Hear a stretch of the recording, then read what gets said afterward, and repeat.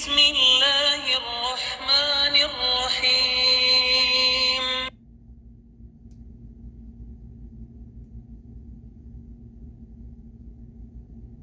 يا أيها المزمل قم الليل إلا قليلا نصفه أو انقص منه قليلا أو زد عليه ورتل القرآن ترتيلا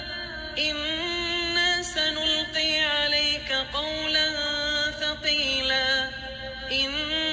ناشئة الليل هي أشد وطئا وأقوم قيلا إن لك في النهار سبحا طويلا واذكر اسم ربك وتبتل إليه تبتيلا رب المشرق والمغرب لا إله إلا هو فاتخذه وكيلا واصبر على ما يقولون واهجرهم هجرا جميلا وذرني والمكذبين أولي النعمة ومهلهم قليلا إن لدينا أنكالا وجحيما وطعاما ذا غصة وعذابا أليما يوم ترجف الأرض والجبال وكانت الجبال كثيبا مهيلا إنا أرسلنا إليكم رسولا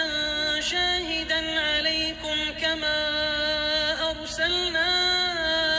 إلى فرعون رسولا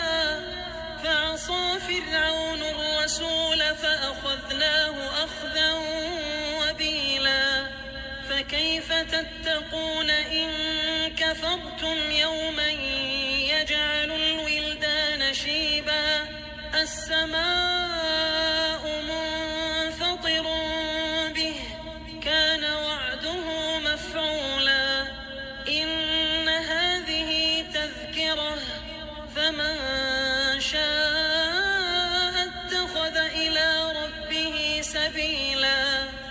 إن ربك يعلم أنك تقوم أدنى من ثلثي الليل ونصفه وثلثه وطائفة من الذين معك والله يقدر الليل والنهار علم أن لن تحصوه فتاب عليكم فاقرؤوا ما تيسر من القرآن علم أن سيكون منكم مرضى وآخرون يضربون في الأرض يبتغون من فضل الله وآخرون يقاتلون في سبيل الله فاقرؤوا ما تيسر منه وأقيموا الصلاة وآتوا الزكاة وأقرضوا الله قرضا حسنا وما تقدموا لأنفسكم من خير تجدوه عند الله هو خيرا وأعظم أجرا